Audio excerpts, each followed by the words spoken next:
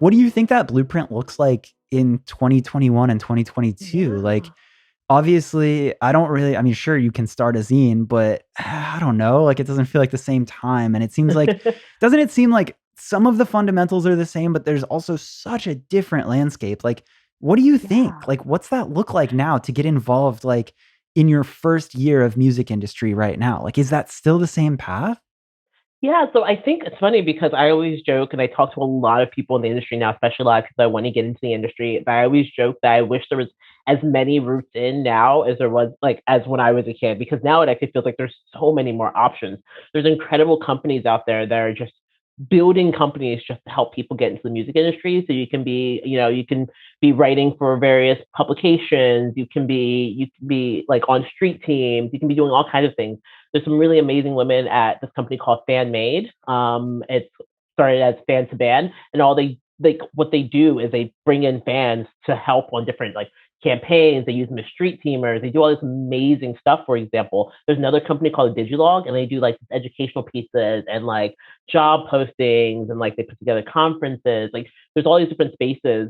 Like there's another woman, Sherry Hughes. She has this incredible newsletter and this community she's built around that, and she has like writers, like some of the greatest music journalists, music writers that can write about music and tech that she brings in to write for her publication. So there's all these like roots in now. They're just kind of Yeah. literally built to help people get in a way that like when I was growing up, you had to do the whole thing yourself. It felt like there was no like route in. It was like, cool, you figure it out.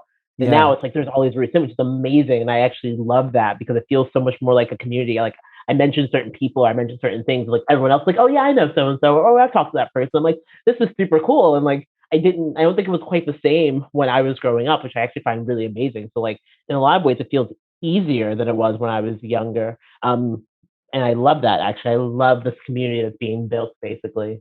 No, that's really cool. That's actually a really good point. And I think like we were talking right before we started recording a little bit about a dear friend, Johnny Minardi, who you were under the same company umbrella for a second there. And I think that was the first episode of the podcast that you had heard, which is so cool. But I can't help but think back to him. Like he's been like great inspiration and advice to me, but he's also like kind of like tough love where like even with this podcast or like when any endeavor, anything that I've started, he's like kind of just like just fucking start it. Like start it. What are you doing? Go do it. It doesn't matter if it's perfect. Go do it. Mm-hmm.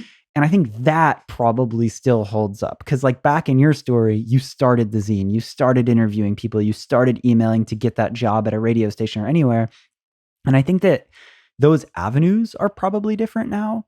And now there's more resources, like all of the ones you just mentioned being incredible ones. Uh, but I think that that's got to be the same, right? Of just like starting it. Like if you feel passion towards it, like maybe instead of a zine, it's a YouTube channel now, or maybe Mm-hmm. instead of calling and emailing radio stations, you're hitting up these resources that you just mentioned. But Mm-hmm. I think that that probably stays the same, right? Of just like Yeah. start it. Yeah, there's that grit of like the music industry does not like, for better or worse, the music industry does not want to hear your excuses. Like Yeah. straight up, it does not Yeah. want to hear your excuses at any point in time. So it's like, oh, if you wanted to be a journalist, why aren't you a journalist? If you wanted to Right. be in music Yeah. marketing, why aren't you doing some marketing? If you want to manage an artist, you better go find an artist to manage. There's no like do the thing that you said Yeah. you're gonna do, because literally I would tell people, like I remember, and like again, for better or for worse, I would, I've worked at major labels, and I would talk to people and they were like, yeah, I started as an intern and they offered me a full-time job, so I just quit school. So that Right. person is like 19 years old with, she's like 21 years old with like 3 full years of industry experience at a major label, because they were just like, cool, I want to do this thing. I'm going to do this thing now. It's like, Yeah. just do the thing. And it's a pain. And it's like, you have to have, like, the thing about it that I think is really interesting about the music industry is it's a component of the music industry that allows you to, like, there's a component of the music industry that has no gatekeeping, that Mhm. allows you to just go ahead and do the thing you want to do without very many resources, which I think is very, very cool. Because, like, for example, if you wanted to work in fashion, you would need all of the, the clothing and paying for all these things, stuff like that. But if you want to work in music, you find your friend down the street who happens to run, be in a band, and then you go out on tour with them as their tour manager, right? Like you just do the thing. Right. Yeah, like there's not really like a cost to entry. No. And Right. it's You'll be funny, like, poor, but there's no yeah. cost in and of itself.